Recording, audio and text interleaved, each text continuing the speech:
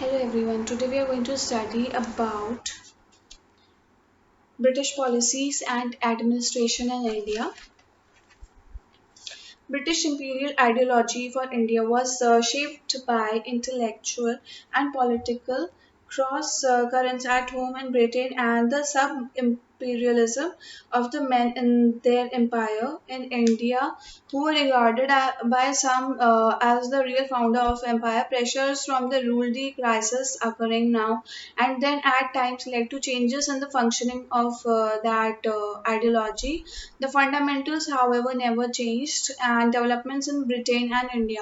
For several initial years, the government of the East India Company functioned more like a traditional Indian ruler, avoiding innovation or intervention, but keeping a vigilant eye on extracting agricultural surplus. It recognized the authority of the Mughal emperor, struck coins in his name, used Persian as the official language, and administered according to Hindu and Muslim laws in the courts. Lord Clive himself had recommended a system of double government as a matter of expediency, under which the criminal justice system would be left in the hands of Nawabi officials, while civil and fiscal matters would be controlled by the company. It was a pragmatic policy born out of company immediate circumstances.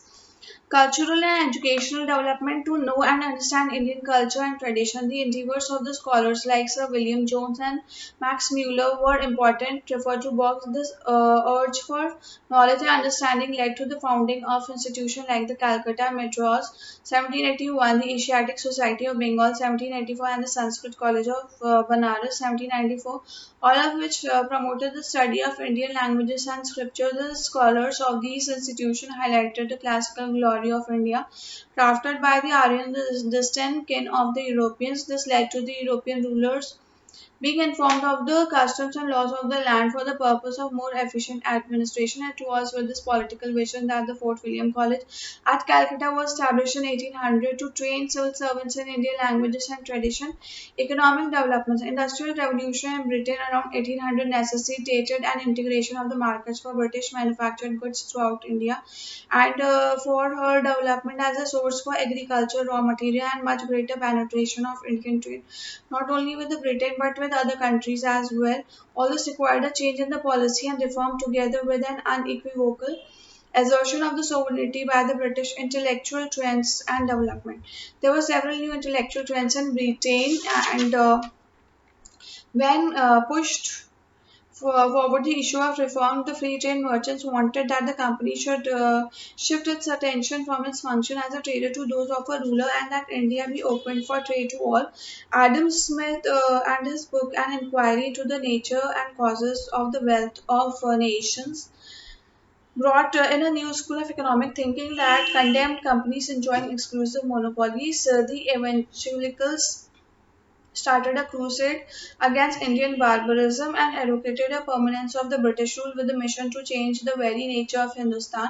In India, the spokesperson of this idea were the missionaries located at Sri Rampur near Calcutta in Britain. Its chief exponent was Charles Grant. His ideas were given great publicity by William Wilberforce in the Parliament before the passage of Charter Act of 1813.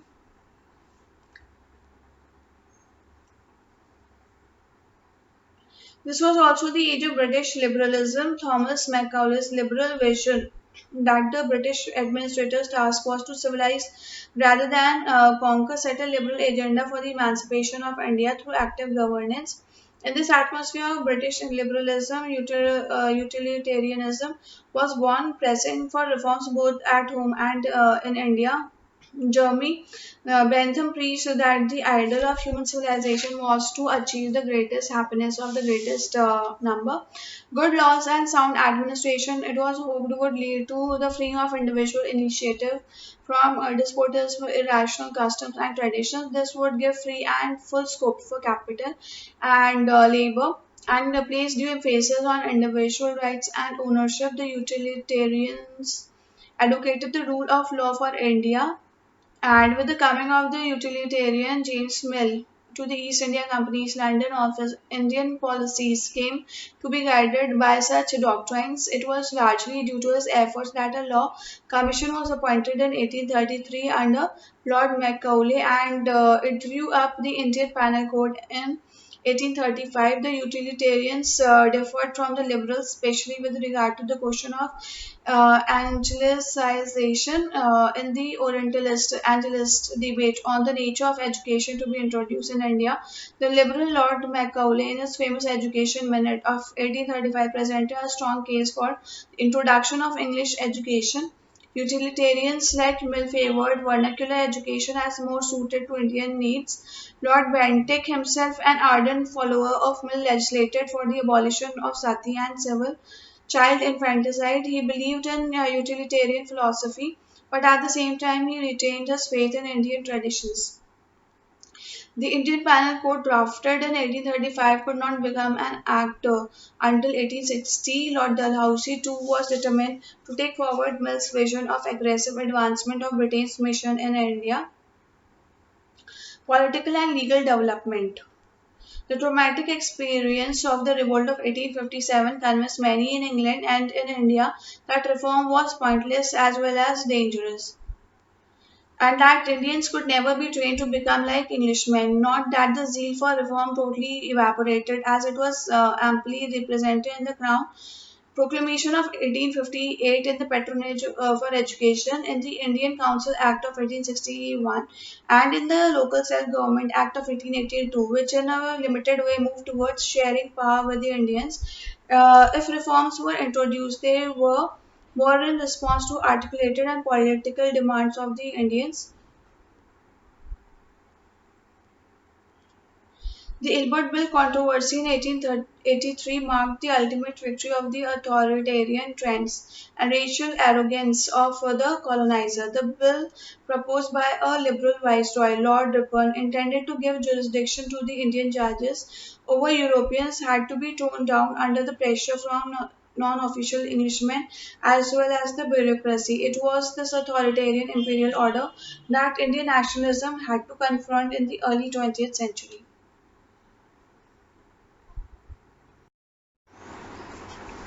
Political and legal developments. The traumatic experience of the revolt of 1857 convinced many in England and in India that reform was pointless as well as dangerous, and that Indians could never be trained to become like Englishmen. Not that the zeal to reform totally evaporated, as it was amply represented in the Crown Proclamation of 1858, in the Patronage for Education, in the Indian Councils Act of 1861, and in the Local Self-Government Act of 1882, which in a limited way moved towards sharing power with the Indians. Its reforms were introduced. They were more in response to articulated political demands of the Indians. The Ilbert Bill controversy in 1883 marked the ultimate victory of the authoritarian trends and racial arrogance of the colonizers. The bill, proposed by a liberal viceroy, Lord Ripon, intended to give jurisdiction to Indian judges over Europeans, had to be toned down under the pressure from the non-official Englishmen as well as the bureaucracy. It was this authoritarian imperial order that the Indian nationalism had to confront in the early 20th century.